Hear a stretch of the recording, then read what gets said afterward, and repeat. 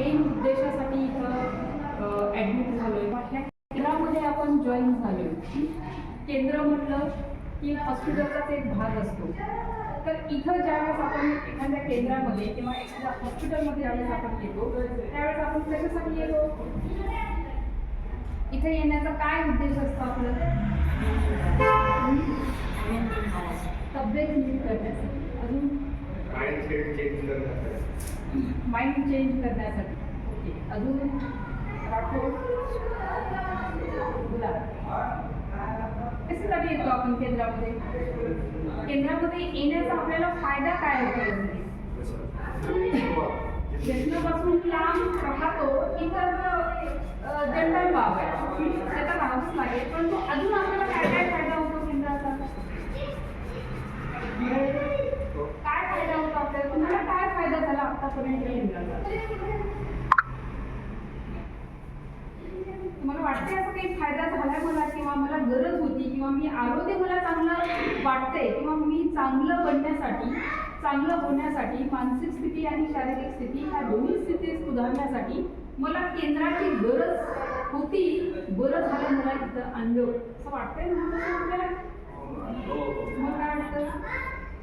आपण आपल्या कार्याचं नियोजन एक सुपद्धतीने किंवा एक विशेष पद्धतीने आपल्या गोलकडे चालवलं आहे कार्य करत करत करत. बोला काय वाटतं तुम्हाला? इथे आल्यानंतर आपलं आयुष्य वाढतं. आयुष्य वाढायला नक्कीच खूप मोठी बाब आहे. जीवनात काय बदल झाला असा आयुष्यात? बरोबर आहे तिचं पॉईंट काही चुकीचं नाही आहे की आयुष्यात काही बदल झाले आपल्या. आलो तेव्हा काय कसा चेहरा होता आणि आज कसा चेहरा आहे. तिचा चेहरा बघतात किती अशा आज सगळे फ्रेश वाटायला लागले. आपल्या प्रत्येक नखापासून केसापर्यंत हा बदल प्रत्येक दिवशी आपल्यामध्ये, आपल्या वागण्यामध्ये, आपल्या बोलण्यामध्ये, आपल्या राहणीमानामध्ये, आपल्या उठण्या बसण्यामध्ये प्रत्येक कृतीतून हा बदल तुम्हाला किती जाणवतो माहिती नाही, पण आम्हाला तर जाणवतो.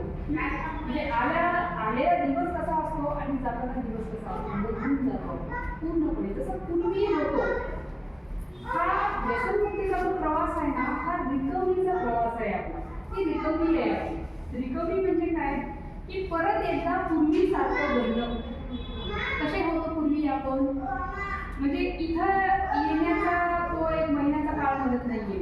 म्हणजे 3-4 वर्षापासून हे जे आपल्या आयुष्यात चाललंय सगळं बिघडत चाललंय सगळी परिस्थिती. मग ती कौटुंबिक स्थितीमध्ये असेल, कौटुंबिक ह्याच्यामध्ये, शारीरिक ह्याच्यामध्ये असेल, मानसिक लेवलवर असेल, आर्थिक लेवलवर असेल, व्यावसायिक लेवलवर असेल, सगळ्याच लेवलवर म्हणजे एकदा सगळं बिघडत गेलं का बिघडलं की सगळं बिघडलं, चांगलं की सगळं चांगलं असं नसतं. कोणत्याही गोष्टीची सुरुवात ही एक छोट्यापासून होते. एक छोटीशी ठिणगी कुठं तरी असं म्हटलं जातं की एक मोठं असं विशाल जहाज असेल तर त्या जहाजाला बुडवण्यासाठी मोठं छिद्र पडलं तरच ते जहाज बुडतं असं आहे का? नाहीये. प्रॅक्टिकली जर आपण बघितलं गेलं तर एक छोटंसं जहाज, एक छोटंसं छिद्र सुद्धा ते विशाल जहाजाला बुडवू शकतं. तसंच आपल्या आयुष्यामध्ये काही ठिणगी पडत गेल्या, काही अडचणी येत गेल्या, काही मानसिकरित्या आपण कधी कधी खचत गेलो, कधी एन्जॉय म्हणून तर कधी दुःख म्हणून, कधी आनंद म्हणून.